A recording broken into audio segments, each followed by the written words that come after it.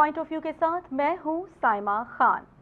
नया चेहरा, नया नाम, एक और नई उम्मीद पाकिस्तानी कौम को अपनी फौज के 17वें सिपहसालार की तैनाती बहुत बहुत मुबारक हो। नाजरीन, जनरल आसिम मुनीर पाकिस्तान के वो वाहिद आर्मी चीफ हैं जो चीफ बनने से पहले 2 मुख्तलिफ इंटेलिजेंस इदारों के सरबराह भी रह चुके हैं। जनरल आसिम मुनीर 25 अक्टूबर 2018 से 16 जून 2019 तक ISI के सरबराह रहे।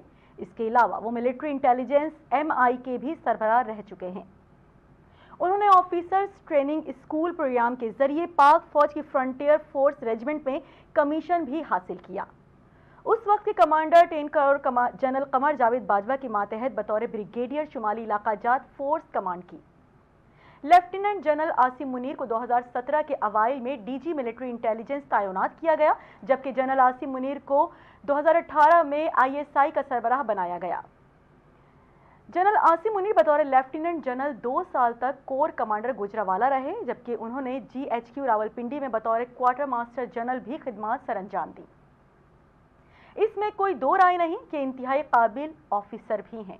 उनका ताल्लुक रावलपिंडी के मारूफ दीनी और इल्मी घराने से है, जबकि जनरल आसिम मुनीर खुद भी हाफिज कुरान हैं और उनके वालिद भी हाफिज कुरान थे। नाजरीन, इसी हवाले से कुछ मजीद बात करें तो इस वक्त नए सिपहसालार के लिए सबसे बड़ा मसला पाकिस्तान की मईशत है, जिसका मजबूत होना मुल्की दिफा के लिए बहुत ज़रूरी है। नए army chief general Asim Munir से सियासतदानों को क्या तवक्कुआत हैं, वो क्या समझते हैं कि नए आर्मी चीफ के लिए क्या चैलेंजेस होंगे, इस पर बात होगी। दूसरी जानिब ये भी इत्तलात हैं कि जनरल फैज़ हमीद और chief of general staff lieutenant general Azhar Abbas ने कबल अज़ वक्त रिटायरमेंट ले ली है। इत्तिफाक की बात यह है कि दोनों ही शख्सियात जिनके नाम 6 सीनियर तरीन जनरलों की फहरिस्त में शामिल थे। इन तमाम मामलात पर गुफ्तगू करने के लिए हमें इस वक्त स्टूडियो में ज्वाइन किया है मेजर रिटायर्ड शेख मोहम्मद नदीम साहब ने। बहुत शुक्रिया सर फैज़ टीवी में आज तशरीफ़ लाने के लिए। जैसे कि आप समझ गए हैं, बात हो रही है आज जिस तरीके से मतलब मेजर आए हैं जनरल साहब, क्या कहेंगे आप? अस्सलाम वालेकुम, thank you for inviting me. जी सर। देखिए, ये तो इनका आना काफ़ी अरसे से पहले से लोगों को पता था जी। उसकी वजह ये थी कि आप काफ़ी अरसे से आप सुन रहे थे कि 6 नाम जो है वो GHQ भेजता है, चीफ ऑफ आर्मी स्टाफ जो जा रहे होते हैं वो भेजते हैं और वो समरी मिनिस्ट्री ऑफ डिफेंस में रिसीव होती है। उसमें जो सीनियर मोस्ट नाम होना था वो इन्हीं का होना था, दो कि ये 3 दिन पहले इनकी रिटायरमेंट थी जी। यानी 29 या 27 को इन्होंने रिटायर हो जाना था।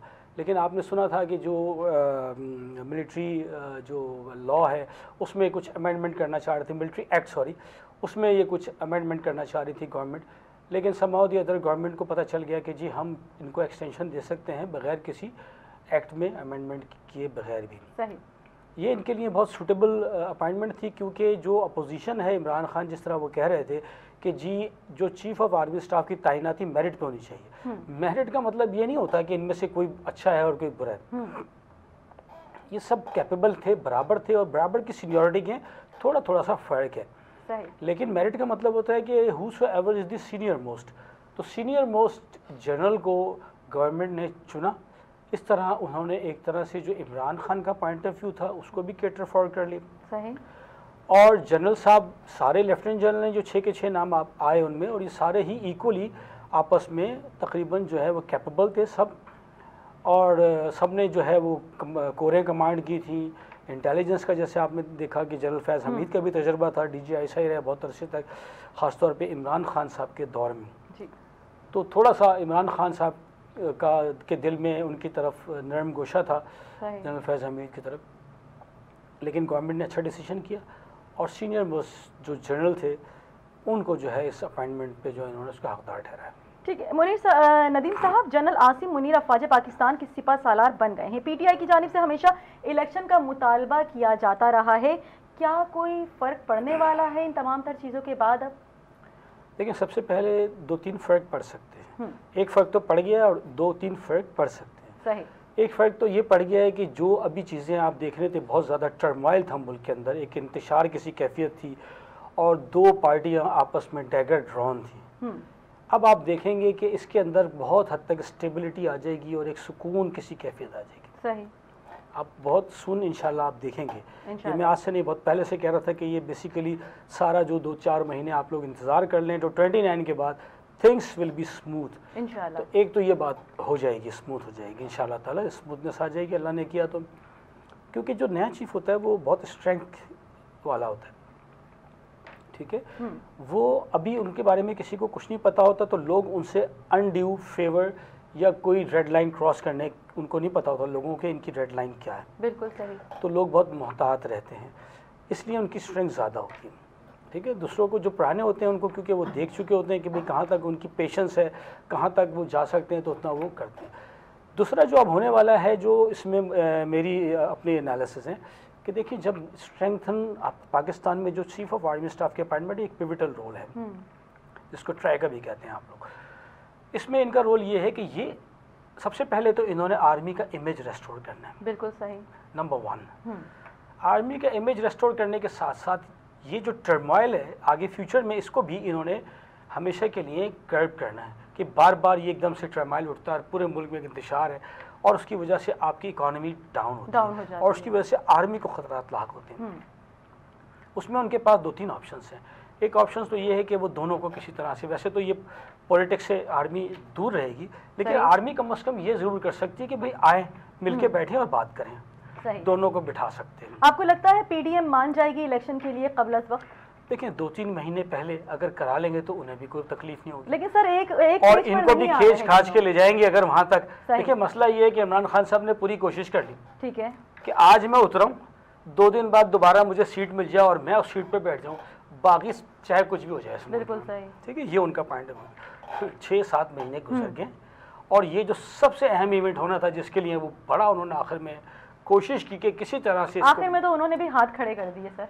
तो अब मैंने आज जैसे बताया कि आज जो है वो गुब्बारे में से हवा निकल चुकी है सबके, बिल्कुल सही बात है, इसलिए स्मूथनेस आ जाएगी। अब ये क्या करें, हो सकता है कि आर्मी देखिए पॉलिटिक्स में इन्वॉल्व नहीं होती, लेकिन आर्मी निगोशिएशन करा सकती है, तो बैठ जाएं, बिल्कुल सही, एडवाइस कर सकती है कि आप दोनों बैठें और डिसाइड करें।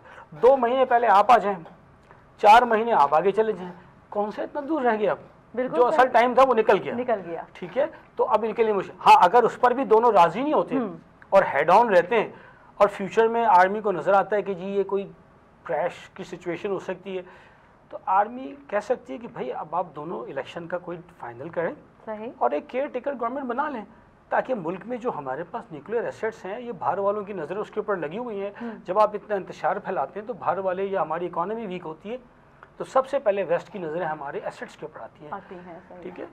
तो एक आप कह सकते हैं निगरान सेटअप बन सकता है और उसमें आर्मी दोनों की मदद कर सकती है कि दोनों मिलके आ जाएं, चलें, मतलब और एक किरदार अदा कर सकते हैं। तो लेकिन आर्मी पॉलिटिक्स में इन्वॉल्व नहीं होती कि इसको सिलेक्ट करे तो उसको रिजेक्ट करे, ये इनके दरमियान आपस में कॉम्प्रोमाइज़ की सिचुएशन करा सकते हैं। और मुल्क को पहले, आर्मी के लिए देखें, पहले पाकिस्तान होता है, first period is the Pakistan, तो वो देखेंगे कि अगर ये दोनों भी प्रॉब्लम है तो फिर डेफिनेटली वो निगरान सेटअप को कंटिन्यू करने की कोशिश करेंगे as much as they can, ठीक है। अच्छा नदीम साहब, जब भी कोई न्यू इस्टेब्लिशमेंट आती है तो हुकूमत के साथ ताल्लुकात अच्छे होते हैं, मुस्तकबिल करीब में हुकूमत और इस्टेब्लिशमेंट एक पेज पर नज़र आएगी क्या इसी तरीके से?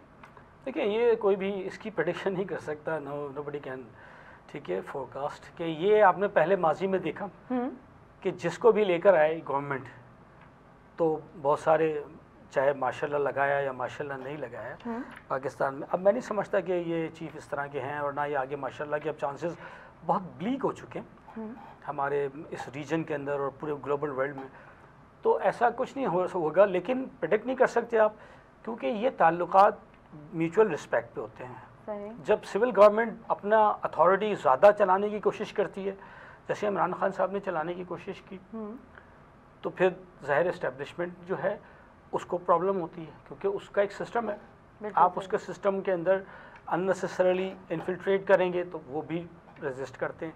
हाँ, इनकी तरफ से अगर कोई ज़्यादती हो रही है सिविल गवर्नमेंट में, तो सिविल गवर्नमेंट आगे से रिटेलिएट कर सकती है, तो ये किसी टाइम पे भी हो सकता है। अब उसमें पॉलिटिशियंस ये क्या करते हैं, मैं आपको जैसे बताऊँ कि ये जो भी गवर्नमेंट आती है वो सबसे पहले तो ये कोशिश करती है कि इस्टेब्लिशमेंट के अंदर जो बड़े बड़े इदारे हैं उनमें अपने लोगों को भरने की कोशिश करती है, ठीक है। तो वहाँ पर प्रेशर आता है इस्टेब्लिशमेंट के ऊपर कि जनाब, पॉलिटिशियन कहता है जी मैं तो आया हूँ, मुझे तो नौकरी देनी है, आप अपने डिपार्टमेंट में हमारे जनरल साहब 10 बंदे रख लें या 100 बंदे रख लें। सही। तो उस टाइम पर प्रेशर फिर जनरल साहब जो हेड कर रहे होते हैं वो चीफ से बात करते हैं कि भाई ये मेरी जान ये छुड़ाई, ये क्या कर रहे हैं ये लोग, मैं बगैर मेरिट के तो आर्मी आप नहीं चलती ना रखती है, आर्मी में बड़ा मेरिट का सिस्टम है। तो चीफ उस वक्त उस चीज़ को रिपेल करता है क्योंकि वो चीज़ हाई लेवल से आ रही होती है, उसमें पावर होती है प्राइम मिनिस्टर की भी, एग्जीक्यूटिव, उसके थ्रू वो चीज़ आ रही होती है कि यार ज़रा देखो। तो वो फिर इस तरह क्लैश की सिचुएशन बन जाती हैं। ये मैं एक हाइपोथेटिकल आपको सिनेरियो बताया और ऐसा पहले भी हुआ है। तो ये चीज़ें इस तरह से मतलब मुस्तकबिल की अब हम बात नहीं कर सकते हैं। अच्छा, अगर हम पीटीआई के हवाले से, तहरीक इंसाफ के हवाले से बात करें तो उनके ऑफिशियल एलामिये में ये कहा गया कि फ़ौज गैर जानिबदाराना मौक़िफ़ अपनाए और मुल्क में जारी बहरान का हल इंतखाबात से निकाले। और इस ज़मन में इदारों का नाम लिया है उन्होंने, बार बार मैं कह रही हूँ इदारों का, ज़ाहिर इदारे किसको कहेगी वो, पीटीआई की जानिब से, तो इदारे अपना किरदार अदा करें, ये ऑफिशियल एलामिये में कहा गया है पीटीआई के। देखिए वो तो अपने ऑफिशियल एलामिये क्या लाइव पता नहीं क्या क्या कह चुके हैं, और मैं समझता हूँ कि ये बहुत पहली दफ़ा इस तरह से हुआ है कि इतना डायरेक्ट जो है वे के अंदर किसी इदारे या इदारों को, जैसे आपने कहा जिसमें जुडिशरी है, एस्टैब्लिशमेंट है और एफआईए है और पुलिस है और बहुत सारे, जिन सबको इन लोगों ने टारगेट किया अननेसेसरली। बिल्कुल, आई डोंट नो किसी ने इनको मार्केटिंग टैक्टिक्स पढ़ाई। जैसे मैं आईबीए का ग्रेजुएट हूँ, तो हमें आईबीए के अंदर मार्केटिंग कटलर है जो दुनिया का बाबा है मार्केटिंग कहलाता है, वो कहते हैं थीम होनी चाहिए, एक ये होनी चाहिए। तो असद उमर साहब क्योंकि वहाँ के पढ़े हुए हैं तो उन्होंने भी ये किया है कि यार एक थीम लेके चलो बस मार्केटिंग की, उससे ये होता है। तो ये इन्होंने इस तरह का, इनका कोई एलामिया की कोई हैसियत नहीं है। आर्मी हमेशा से जानिबदार थी, है, वो गैर जानिबदार थी, है और गैर जानिबदार रहेगी। लेकिन आर्मी का मसला ये है कि आर्मी इस वक्त दुनिया की बराबर तमाम सुपर पावर के साथ खड़ी है क्योंकि न्यूक्लियर पावर है और दुनिया की 5वीं बड़ी ताकत है। तो आर्मी कभी भी ये अलाउ नहीं कर सकती पॉलिटिशियंस को कि वो पाकिस्तान को उस नहज के ऊपर ले जाएं जहां वेस्ट आकर ये न्यूक्लियर एसेट्स हमारे जो हैं वो उनको कैप कर दें या उनके अंदर इन्फिल्ट्रेट कर सकें और वो कह सकें, उनको मौका मिल जाए कि ये तो किसी और के हाथ लग जाएंगे। सही सही। अच्छा नदीम साहब, इस वक्त नए सिपह सालार के लिए सबसे बड़ा मसला पाकिस्तान की मईशत है, ठीक है ना, जिसको मजबूत होना मुल्क की दिफा के लिए भी बहुत ज़रूरी है। क्या लगता है आपको, क्या इक़दाम किए जाएंगे आगे चलकर? देखिए चीफ और आर्मी का ताल्लुक मईशत ना ही हमारा इनका प्राइमरी रोल है ये, ठीक है। सेकेंडरी रोल उस सूरत में हो सकता है कि आर्मी ने एक थ्रेशोल्ड ज़रूर सेट किया होता है। आप लोग सब बड़ा परेशान हो रहे होते हैं, मीडिया में खबरें चल रही होती हैं पाकिस्तान डिफ़ॉल्ट करने वाला है 4 दिन बाद और 6 दिन बाद और 2 दिन। देखिए मैंने आपको एक चीज़ बता दी कि आर्मी हर चीज़ को ऑब्जर्व करती है क्योंकि आर्मी इस मुल्क की बॉर्डर्स की निगरान है, गार्ड है, we are the golden guards. हमारे पास न्यूक्लियर एसेट्स हैं, ठीक है, जो सऊदी अरब के पास नहीं है, यूए के पास नहीं है। वो शिवर कर रहे हैं कि यार किस वक्त अमेरिका हमें कब्जा कर लेगा, किस वक्त इराक की तरह हमें, हमारी तरफ कोई मैली आँख से देख नहीं सकता। तो फौज एक लाइन रखती है, थ्रेशोल्ड जिसे कहते हैं आप अंग्रेजी में, कि इसके बाद फौज बर्दाश्त नहीं करेगी इकॉनमी अगर उस लाइन से नीचे आएगी। सही। तो ये आप लोग गलत समझे। पाकिस्तान डिफ़ॉल्ट अल्हम्दुलिल्लाह, ये मैं आज आपको स्क्रीन में बता रहा हूँ, पाकिस्तान डिफ़ॉल्ट करने से पहले आर्मी उसके बारे में कोई ना कोई एक्शन ज़रूर लेगी जहाँ देखेगी कि एक ख़ास लेवल से नीचे इकॉनमी जा रही। ये मुल्क अफरा तफरी का मुतअम्मिल नहीं हो सकता, ये श्रीलंका नहीं है। सही कि लोग आ जाएंगे और इधर जी जी हमारे पास न्यूक्लियर लगे हुए हैं पूरे पाकिस्तान में अल्हम्दुलिल्लाह, ठीक है, हर पहाड़ी में। सही। तो आप क्या समझती हैं ये हम औने पौने ऐसे दे देंगे जिसके लिए वो हमें कहते हैं कि $100 बिलियन ले लो, सारे कर्ज भी ले लो, ठीक है, $40 बिलियन के और ये और $100 बिलियन भी ले लो, ये ज़रा देना अपना चिराग अलादीन का हमें है, पुराना चिराग ले लो, उसकी जगह दूसरी जो तो पाकिस्तान इन सियासतदानों की वजह से आर्मी आप समझती हैं कि वो मिस करेगी। फिर पाकिस्तान ने जब न्यूक्लियर डेटोनेशन की थी उस वक्त 2 साल पाकिस्तान के ऊपर पूरी दुनिया ने सैंक्शंस लगाई थी। सही। कोई बात नहीं करता। उस वक्त सैंक्शन ये थी कि आपका भाई भी अगर अमेरिका में है और वो डॉलर भेजना चाहे तो डॉलर नहीं भेज सकता पाकिस्तान। बिल्कुल सही। तो पाकिस्तान में डॉलर सब जगह से बंद थे। बिल्कुल। उस वक्त भी पाकिस्तान ने डिफॉल्ट नहीं किया, 2 या 3 अरब डॉलर पड़े हुए थे ख़जाने में, अल्हम्दुलिल्लाह उस वक्त भी पाकिस्तान ने चलाया। तो पाकिस्तान डिफ़ॉल्ट का मतलब है कि डॉलर का मसला है, डॉलर का मसला भी इंशाल्लाह नहीं आएगा। बाकी इकॉनमी ज़रा जाएँ, आप गाड़ियों की बुकिंग कराएं, अब शायद हाँ आप जाएँ, लोगों की जेबों में पैसा भरा हुआ है, 4-4, 5-5, 6-6 गाड़ियाँ सबने रखी हुई, ठीक है। तो अल्हम्दुलिल्लाह पाकिस्तान में पैसे का मसला नहीं है। हाँ, जो गरीब तबका है उसके लिए ज़रूर है, उसको यही मसला है कि पॉलिटिशियंस उस तरफ तवज्जो नहीं करते और उन्हीं लोगों को नवाजते रहते हैं जो इनके साथ होते हैं।